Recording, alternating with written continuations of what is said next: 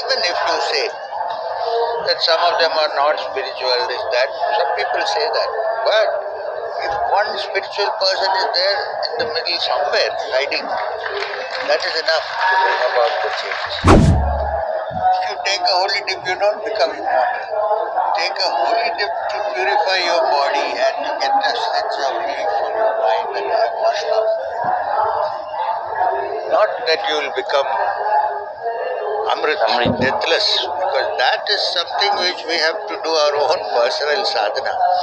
But in such places, the influence of various holy men is there, so it could improve your effort. Can you? The driver who took us here all the way from Kolkata, this man is a Muslim guy, Khalid. So Khalid was telling us this will be his 4th time taking holy dip at Mahakumbh. I had a Muslim driver some time back. I took him to Haridwar, not Kumbh. So I told him, so he asked me, sir, मैं जा सकता हूँ क्या, यहाँ पानी में डूब सकता हूँ क्या, ये तो लोग सब ब्राह्मण लोग जैसा दिखते हैं. So I said, nobody will ask you, कोई नहीं पूछेगा, तुम जाओ. It was 1 o'clock in the afternoon. I was staying in a ashram. He drove me down from Delhi. You go, you take a dip. Nobody is going to say anything to you. See how many thousands of people are there. Not like Kumbh, but still. वो गया. 1 o'clock वो एक dip लिया वहाँ Ganga. I came back. I asked him कैसा रहा. बोला कि सर मुझे पता नहीं सर क्या हुआ. मुझे लगा कि कुछ मेरे कंधों से कुछ वेट निकल गया, उतर गया. मुझे अभी लग रहा है कि मैं कुछ अच्छा हो गया हूँ. Water has always been associated. When the Muslim goes to prayer, he has to wash all his feet, and even if he doesn't have a bath, he has to wash. Water से ही होता है कि. So water is by nature divine. What shall I say? Media high. Everything is there. I agree with that. But that is not the essence. Taking a dip in the spiritual atmosphere. Good morning. Today is a very special day, and we are also with a very, very special person for millions of people all around. Padma Bhushan Sri Aim, founder of Satsang Foundation, an educationist, and I don't know what to say about him, but he needs no introduction basically. So, and because this is a Mahashivratri day and we are right here at the Prayagraj Mahakumbh, back on the Sangam Ghat, so to say. My first question would be to you, what is the special significance of this Punya Kumbh Shahi Snan, if I may say so? Kumbh. They say that early Puranic history is that when the Samudra Manthan happened and the Asuras took the Amrita and ran, and then they had to get it back from there, some Amrit spilled and fell in 4 places. I mean, this is the Purana. And one of them is Prayagraj, the other is Ujjain, then Nasik and Haridwar. These are the 3. So, the Kumbh is celebrated in all these places. So it's called Kumbh because of the Kumbh in which the Amrit was carried. It's also called Kumbh because here is like a big cauldron. Now the earliest records we see is during Harshavardhan's time, when there was a Kumbh.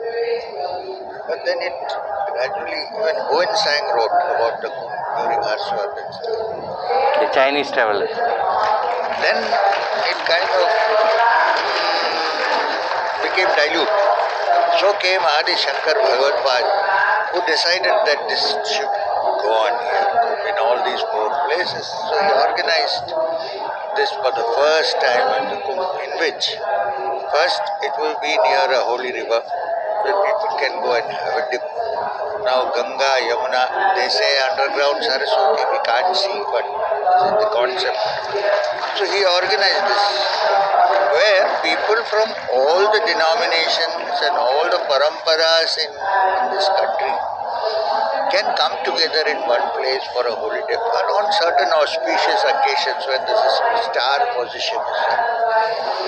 So there is Kumbh, there is Ardha Kumbh, there is Purna Kumbh, Now this is called mahakumbh because it happens once in 100 years or so. 144. They say, we don't know exact calculation, about 100. So this is therefore called a mahakumbh. So all the people who come for the kumbh, they all come. It's supposed to be also for the paramparas to sit together and discuss matters. I don't know how far this is going, but certainly all paramparas, sadhus from the Naga Babas who don't wear clothes to the Shankaracharyas who are very ritualists, all are here. Then there is the Juna Akadas, then there are the Niranjani Akada, there are many, and the Nathpatis. Everybody is here. This is the importance of the Kumbh. And so therefore, even if you say that some of them are not spiritual, this, that, some people say that. But if one spiritual person is there in the middle somewhere, hiding, that is enough to bring about the change. In my belief. This Amrit, which is like nectar, which gives you immortality, but doesn't it not defy the concept of immortality? Because the moment you say that you go there, take a holy dip, holy bath, and then you become immortal. No. If you take a holy dip, you don't become immortal. Take a holy dip to purify your body and you get a sense of relief from your mind that I have washed up. Not that you will become Amrit, deathless, because that is something which we have to do our own personal sadhana. But in such places, the influence of various holy men is there, so it could improve your effort. Can improve. Amrit really means undying. Undying spirit. So that is our true essence, which is never born, therefore never dies. That which is born has to die. Has to. Including all this. Tomorrow you will go and see in the town many akadas have been removed. Now nothing is there. This will also go. But as long as you have something, some structure to stay, then there you build up your inner being. Physical things collapse, including everything. You mentioned about all the akaras, all types of sadhus. You know, the driver who took us here all the way from Kolkata, this man is a Muslim guy, Khalid. So Khalid was telling us this will be his 4th time taking holy dip at Mahakumbh. So does it not signify some kind of confluence of ideas or religious belief? Sir, let me tell you. Today somebody may be Khalid, somebody may be Narayana, somebody. But please, in India, 90% of the people in India, whether they are Muslim, at one time they had the Hindu ethos, converted. I'm not saying forcible or not, but converted. Due to various reasons, economic, could be anything. But somewhere in their minds, it is there in the genes that this is a holy place. I had a Muslim driver some time back. I took him to Haridwar, not Kumbh. So I told him, so he asked me, sir, मैं जा सकता हूँ क्या? यहाँ पानी में डूब सकता हूँ क्या? ये तो लोग सब ब्राह्मण लोग जैसा दिखते हैं. So I said, nobody will ask you. कोई नहीं पूछेगा. तुम जाओ. It was 1 o'clock in the afternoon. I was staying in a ashram. He drove me down from Delhi. You go, you take a dip. Nobody is going to say anything to you. See how many thousands of people are there. Not like Kumbh, but still. वो गया. 1 o'clock वो एक dip लिया वहाँ Ganga. I came back. I asked him कैसा रहा. बोला कि सर मुझे पता नहीं सर क्या हुआ. मुझे लगा कि कुछ मेरे कंधों से कुछ वेट निकल गया, उतर गया. मुझे अभी लग रहा है कि मैं कुछ अच्छा हो गया हूँ.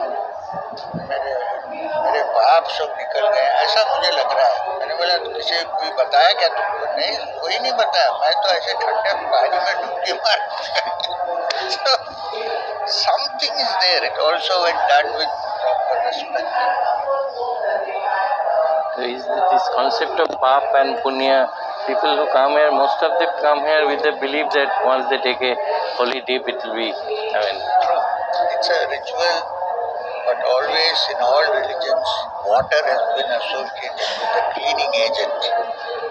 Even Christianity, how do you baptize? You pour water in the head. You get a dip in the wind.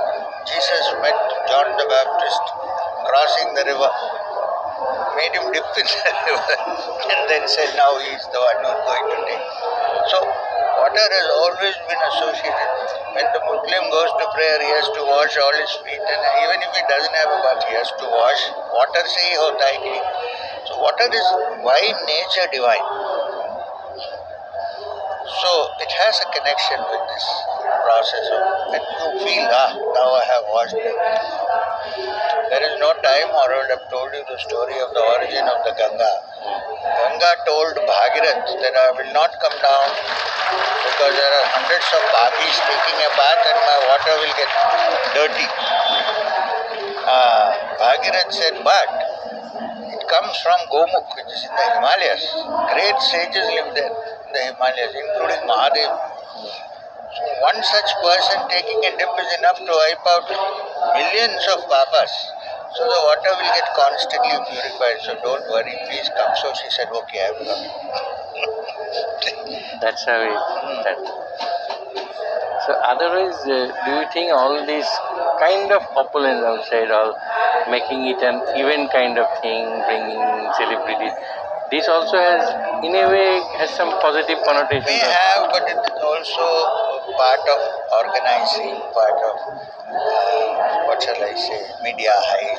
Everything is there, I agree with that. But that is not the essence. That is not the... That's what I was asking, not the essence. In fact, if you go, you might see some sadhus living in a single tent. Nothing. They are doing their ablution, they are going to the Ganga, they are meditating, they are lighting, everything is happening. On their own. But the type of works we have seen here within these premises is Annadan, Sadhu. This definitely has some special significance. Of course, there is no better punya for human beings. Punya meaning anything that takes you on to moksha. It's like feeding the sadhus. One doesn't know the significance of feeding sadhus. You will know only if you are a sadhu once. When you're looking around and seeing where good food is available, I have been through. Then you're finding, here, even if it's one meal, it's a great relief, and you always give prayers. Whoever delivers me, be happy. Also, the Vedas say Annam Brahma. Food is also Brahma. So, one question, just maybe kind of hypothetical, but in one of your novels, fantastic novel, Shunya, so the main character is Shunya. So my question is, what would have Shunya done if he had come here? Nobody can say. Shunya was unpredictable. Who knows, maybe he would have sat at the banks of the river and not gone anywhere. Maybe he would have come and stayed with us. He could have done anything. He could have done anything. Such holy men, such people have no conditions. They are avadutas. People who are free from all social norms and conditions. It's like cricket, nothing can be predicted until the last ball is bowled. And this whole thing which you are organizing here, and people come and quite interestingly, you go outside, everybody is talking about, have you taken the dip, have you taken the dip? But here, once you come in, nobody is talking about taking a dip, or they are in a different plane or system altogether. Because they are taking a dip in the spiritual atmosphere. That's why they are not talking about the outer dip. But I still suggest it's a good idea to have a dip. In today's context in India, do you think we should have more such events where there can be confluence of ideas, thoughts, and tolerance can be generated? We can have events, but it will not be called the Kumbh. No. Nobody will call May not it be here also in different parts of the country. It's a very good idea, for instance, to call the Vaishnavites and the Shaivites and have a dialogue As long as you're sure they don't come to blows. I mean, this is also there in this country. So if possible, it will be a great sharing of ideas. Which is required in today's context in particular. Certainly. It should be a quiet, nice place with the water, with the river going, and a lot of trees, fresh air. Such a place. Put up tents and people meet. I know you're watching watch this because of the program. Here I will not take much of your time. Just one small message for whoever would be watching this, to the common people. Yeah, my message is, do not come to the Kumbh because people say all kinds of things. Come. If you don't come, you will not get the experience of it. If you come, you will realize why people come here. It's any big function, any big group, any big gathering like this, there will be defects. But we should not look at the defects, we should look at the good side. Stay happily, eat what food is available. That will help us to move forward spiritually, because the ultimate aim of the Kumbh is spiritual development. This is what. Does it mean that before rejecting something, just experience it and then... Absolutely. Come and see. Don't sit far away in an armchair and reject. Okay. It can be your belief system, maybe anything. Come. You may find some defects, but you will also find something nice. I won't take much of your time because thousands of people are waiting outside for the satsang. But thank you so much for joining us, and thank you for the insight and the message and the blessings which you have showered on us. Thank you.